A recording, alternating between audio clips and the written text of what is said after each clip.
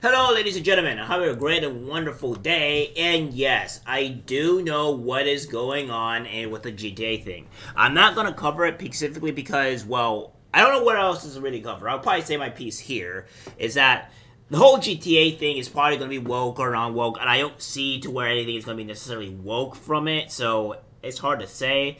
Yeah, there might be a little bit more black females than white people, but I mean, nevertheless, we'll have to see more stuff to wait for it to come out, but we'll see. Well, but with more important news that's happening, we have this that Starbucks loses 11 billion in value amid boycotts. Starbucks Corp's recent weeks have been fraught with turmoil as a combination of boycotts, staff strikes, and lukewarm holiday promotion led to a $10 billion decline in market value. Pretty much is 11 billion. I mean, 0.98, that's 11 billion, folks. While the iconic coffee chain struggles are multifaceted, including a less cheerful Red Cup day and global political tensions spilling into its cafes, the undercurrent of discontent signals a challenging brew for the company's future, an industry analyst has said. The stock market has weighed heavily on Starbucks as it grapples with complex societal issues, prompting investors to retreat and driving its shares into the longest losing streak since its 1992 initial public offering. With a span of 19 calendar days since its November 16th Red Cup Day promotion, Red Cup Day. Promotion shares of Starbucks have plummeted 8.9%, 8.9%, which equates to a nearly 11 billion loss amidst analyst reports of slowing sales and a subdued response to the holiday season's offerings. Now, I do believe that the people that Starbucks is suing the union for about the pro Palestine stuff.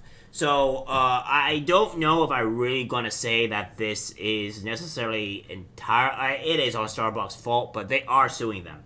The boycotts at the Seattle, Washington-based chain have deep roots, touching on sensitive geopolitical issues after the company found itself in hot water following a tweet from Starbucks Workers United, the union representing many of its baristas expressing solidarity with Palestinians.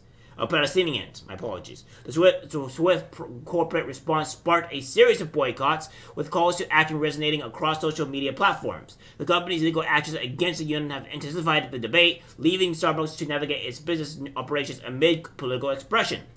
The strikes led by unionized workers highlighted an urge for improved staffing, scheduling, and bargaining over the contract negotiations.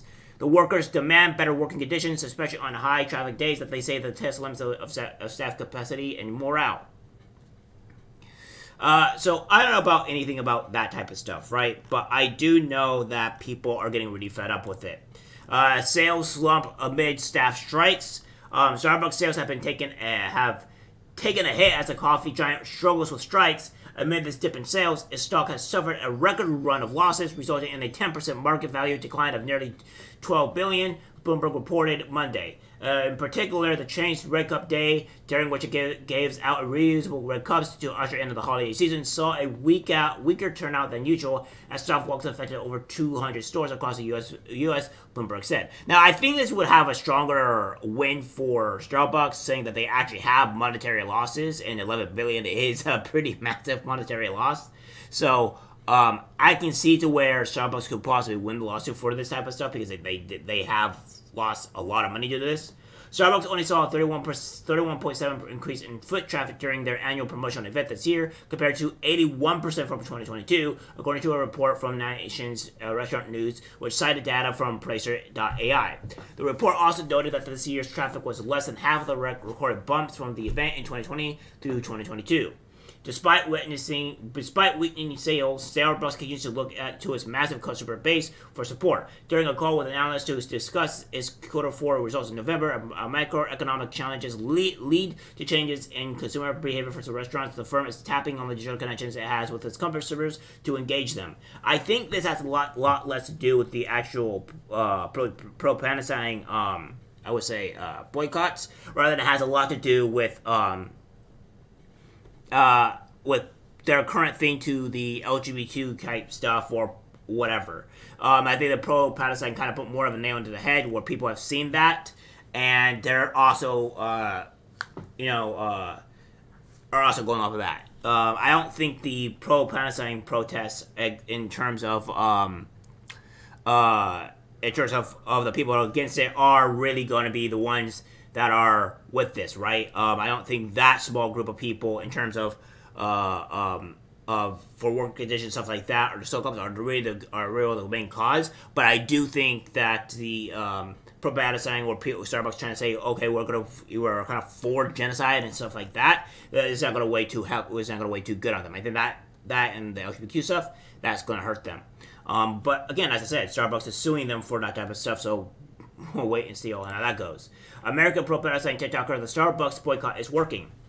An American TikToker, Guy Christensen, published a video encouraging people to boycott Starbucks and clarifying the reasons for the boycott. He also assures boycotters that despite misleading reports, third-party analysis verified the slowing of the Starbucks sales. Christensen restated that the reason for the boycott, saying, the reason we are boycotting Starbucks is because their workers' union came out in support of the Palestinians, and then Starbucks, the company, just distanced themselves from the union and sued them. That's just how much they don't want to support Palestinians, and they want to support Israel.